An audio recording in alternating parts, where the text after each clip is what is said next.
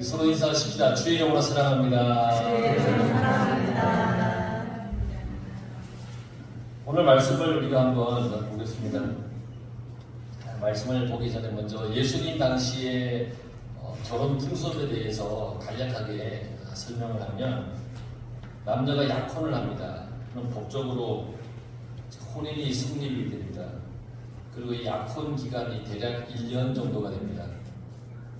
그동안 이 두 사람은 합법적인 부부이지만 같이 살지 않습니다. 어떤 성관계를 맺지 않습니다. 신부는 친정에서 보냅니다. 그리고 결혼식 전날이 되면 저녁에 신랑이 남자 친구들과 함께 신부의 집으로 신부를 데리러 갑니다. 신부는 혼례의 의상을 입고 신랑을 이렇게 이제 맞이합니다. 기다리는 거죠. 신부의 여자친구들은 등을 들고 신랑을 마중 나가서 신부의 집으로 이렇게 인도를 하는 겁니다. 그러면 신랑이 신부를 데리고 자기 집에 데려가서 약 일주일 정도 혼인잔치를 이렇게 엽니다. 그렇게 해서 이제 결혼이 되는 겁니다. 이게 예수님 당시의 결혼 풍습입니다. 이걸 이해하시면서 오늘 우리가 말씀을 통해서 한번 은혜를 나누려고 하는데, 1절에 보면 그때의 천국은 마치 등을 들고 신랑을 맞으러 나간 열 처녀와 같아 하니, 예수님은 당시에 이 결혼 풍습을 통해서 마지막 때에 일어나는 영적인 결혼에 대해서 우리에게 가르쳐주고 있습니다. 그때라고 하는 것은 예수님의 재림의 때에, 종말의 때에, 심판의 때에 라는 겁니다. 그때 이런 일이 일어날 거라는 건데, 여기 나오는 신랑은 예수님이에요. 그리고 신랑을 맞으러 나간 열 처녀는 예수님을 믿으며 예수님의 재림을 기다리는 성도들이에요. 지금 신앙생활을 하는 우리들은 신랑을 기다리는 열 처녀와 같아요. 여러분 모두가 예수님을 기다리는 그 열 처녀와 같은 거예요. 오늘 처녀라 그랬죠. 처녀. 이 사람은 신부를 얘기하는 것이 아니에요. 결혼잔치에 초대된 신부의 들러리들이에요. 이 처녀들이에요. 처녀. 이들은 저녁 무렵에 등을 들고 그리고 나아갑니다. 신부를 데리러 오는 신랑의 행렬을 신부의 집으로 인도해 오는 겁니다. 캄캄한 밤이니까 등불을 켜서 이렇게 신랑과 그 일행들을 맞이해 오는 거예요. 인도하는 거예요. 근데 성경에 보면 열 처녀라고 그랬죠. 왜 해필이면 10명일까요? 12명이면 안 될까요? 7명이면 안 될까요? 왜 10명이라고 했을까? 10이라는 숫자의 의미가 있어요. 숫자의 10은 완성, 완전함의 상징이 10이에요. 10. 그래서 종교 집회를 위해서 꼭 필요한 정족수가 10명, 그리고 유대 회당을 구성하는 최소한의 인원이 10명, 10이 이 완전의 의미를 가지고 있어요.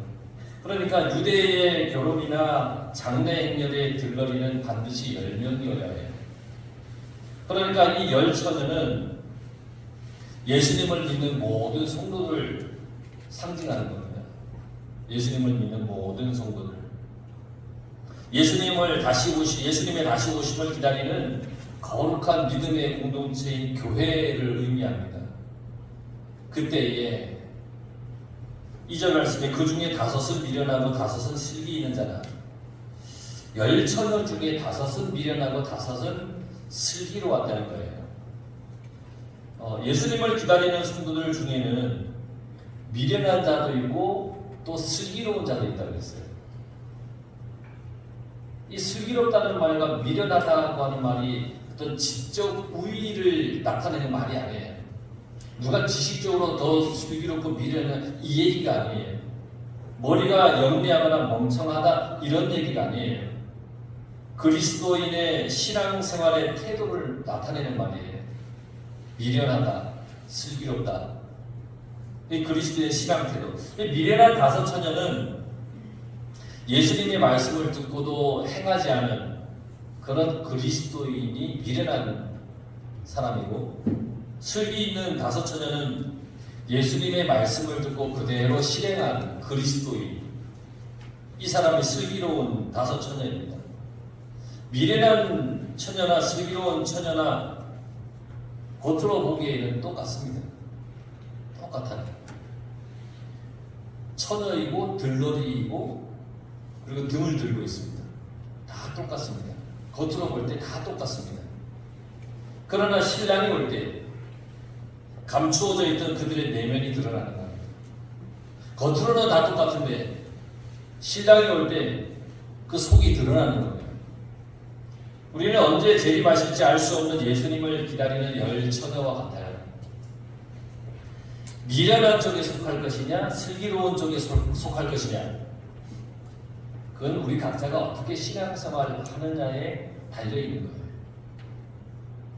그러니 3절에 보세요. 미련한 자들은 등을 가지되 기름을 가지지 아니하고 등에 기름을 담는 그릇이 작은 것이라 따로 기름통을 준비해야 됩니다. 근데 이걸 준비하지 않은 겁니다. 기름을 가지지 않았다라고 하는 말은 어떤 신앙생활이 형식적이에요. 형식적으로 교회에 출석했다는 얘기예요. 교회에 오긴 왔는데 형식적으로 온 거예요. 마지못해 온 거예요. 안 가면 눈치 보일까 봐 온 거예요. 그게 기름을 가지지 않은 사람의 상태라는 거예요.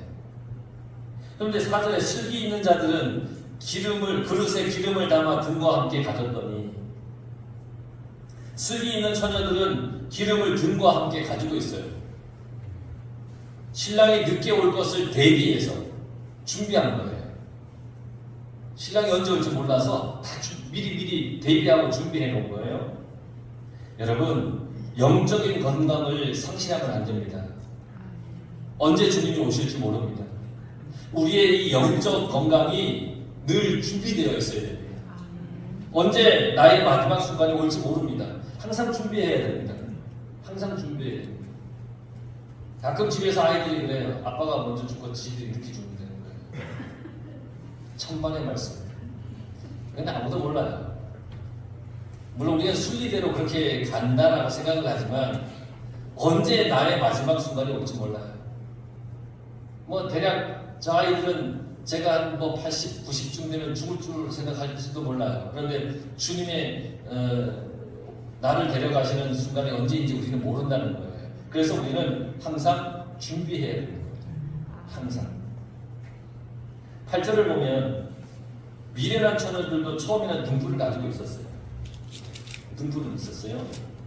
등을 가지되 기름을 가지지 않았다라고 하는 말은 기름이 떨어질 때를 대비해서 준비해 놓은 기름이 없다는 거예요. 신랑이 왔을 때 이들의 등은 이제 꺼져갔습니다. 그래서 이들이 기름을 사러 간 거예요. 그래서 신랑이 왔을 때 맞이하지 못했다고 그랬습니다.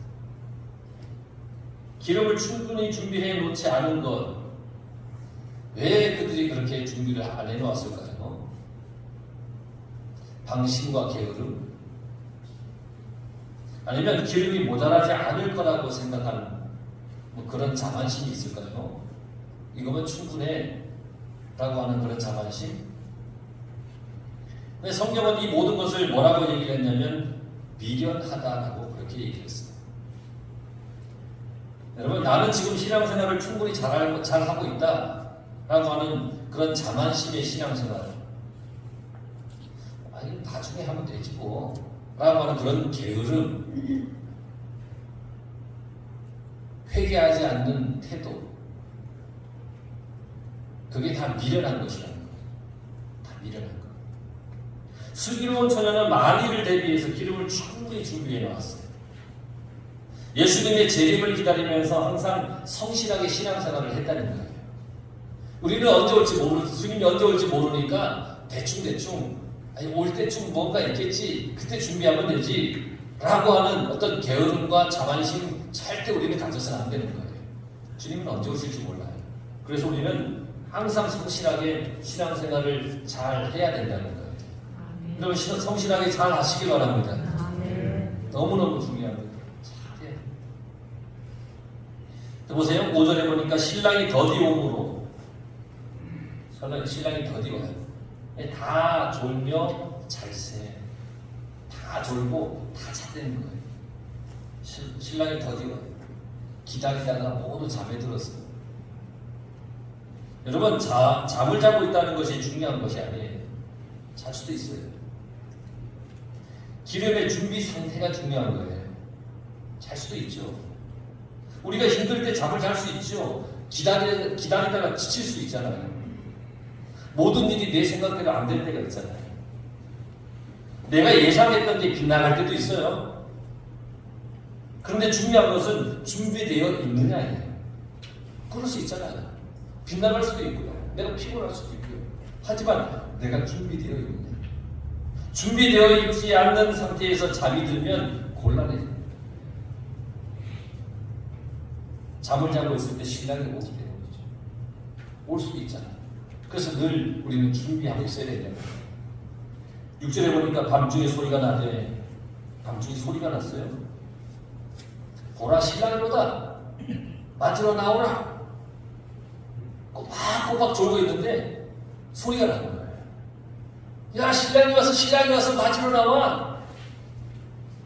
갑자기 신랑이 온다는 소리가 들리는 거예요. 밤중에. 깊은 밤중에 초저녁에 결혼식이 시작되는데 신랑이 오지 않으니까 모두가 다 잠이 들었어요. 그런데 깊은 밤중에 신랑이 왔어요. 여러분, 신랑은 이 마지막 때는 예고 없이 갑자기 찾아오는 거예요.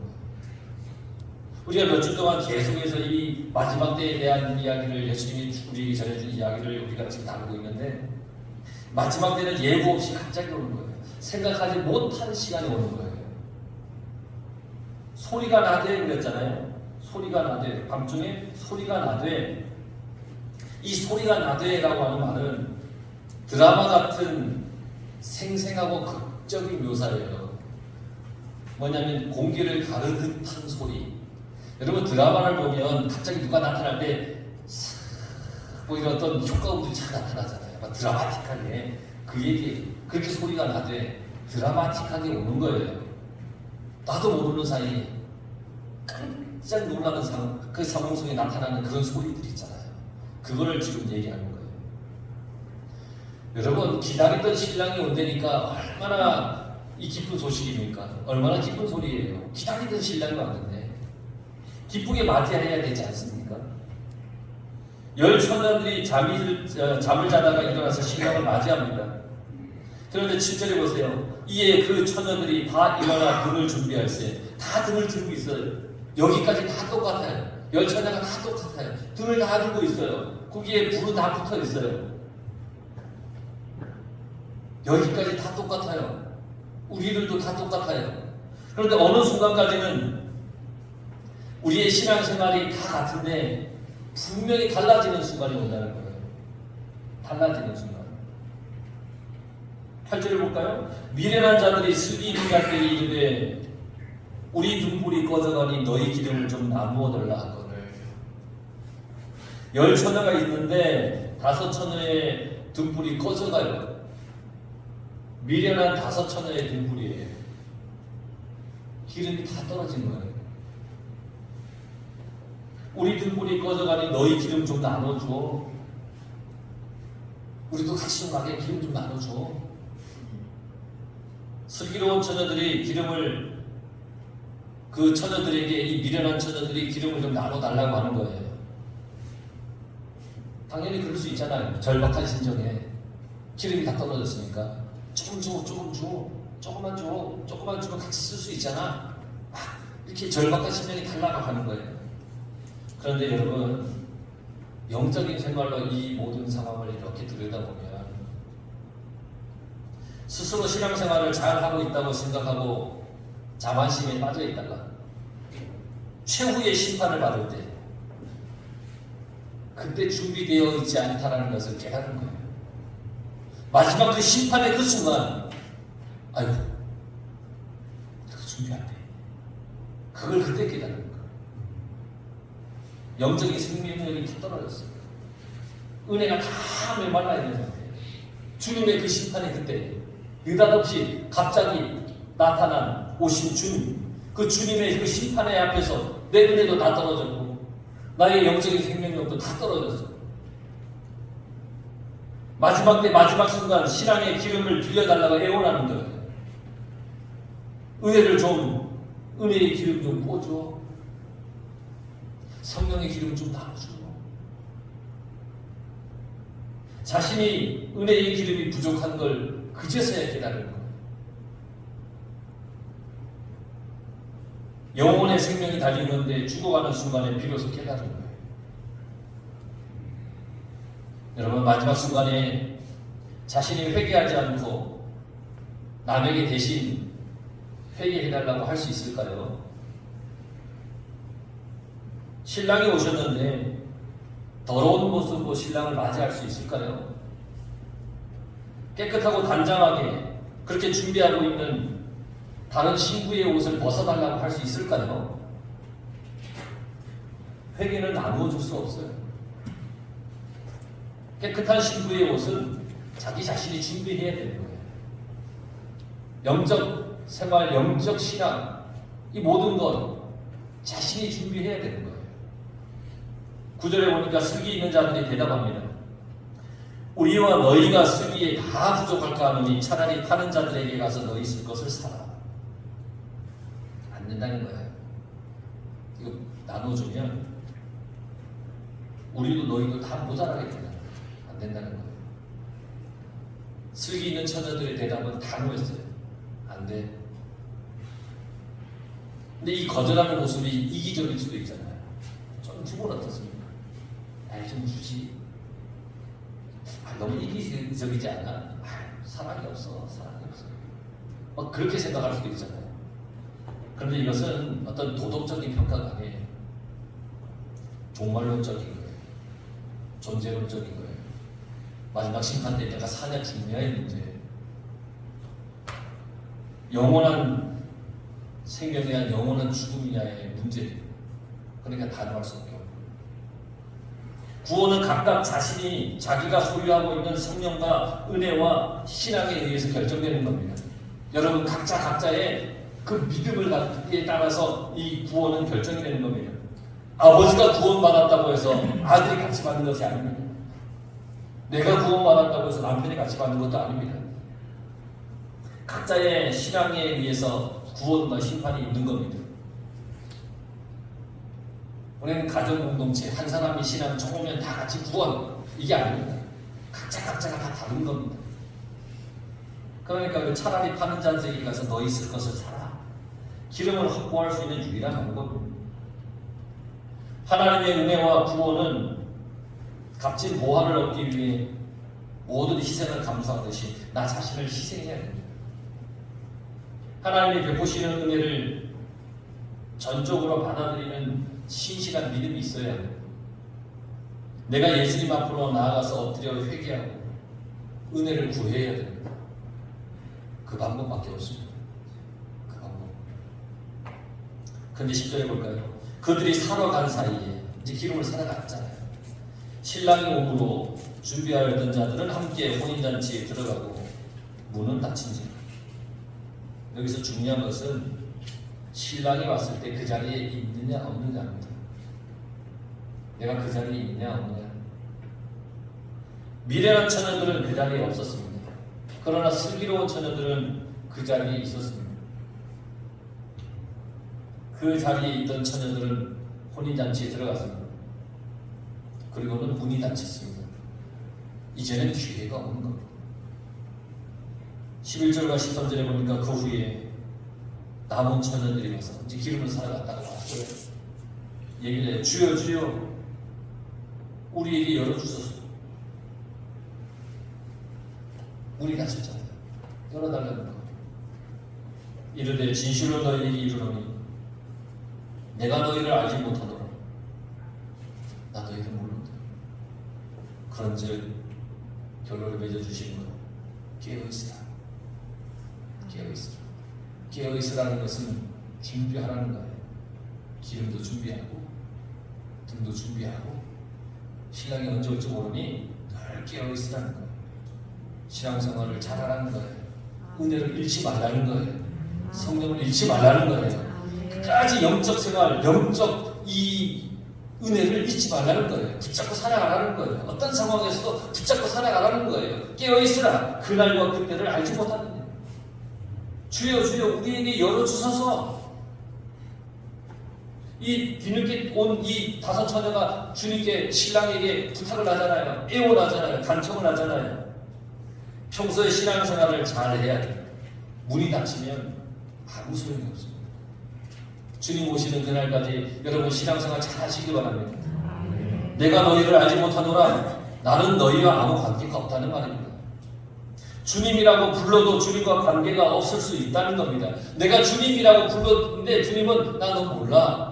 주님과의 관계가 없을 수 있다는 겁니다. 나더러 주여 주여 하는 자만 천국 가는 게 아니라는 겁니다. 말씀을 행해야, 말씀대로 순종해야 하나님 나라 간다는 겁니다. 주님이 언제 오실지 우리는 몰라요. 나의 마지막이 언제일지 몰라요. 그러니까 우리는 항상 준비해야 되는 겁니다. 기쁘게 주님을 만나도록, 기쁘게 주님 품에 안기도록 우리는 늘 준비해야 됩니다. 늘 준비. 여러분, 이 말씀을 들으면서 그래 나는 지금까지 준비 잘했어, 잘하고 있지, 그런 사람도 있고, 아이고 내가 좀 못했는데 라고 느끼는 사람도 있을 수 있어요. 그러나 아직 늦지 않았어요. 여러분, 나를 오늘 이 시간 스스로 점검해 보시기 바랍니다. 등불을 계속 밝힐 기름이 준비되어 있는가? 주님을 맞이할 준비가 되어 있는가?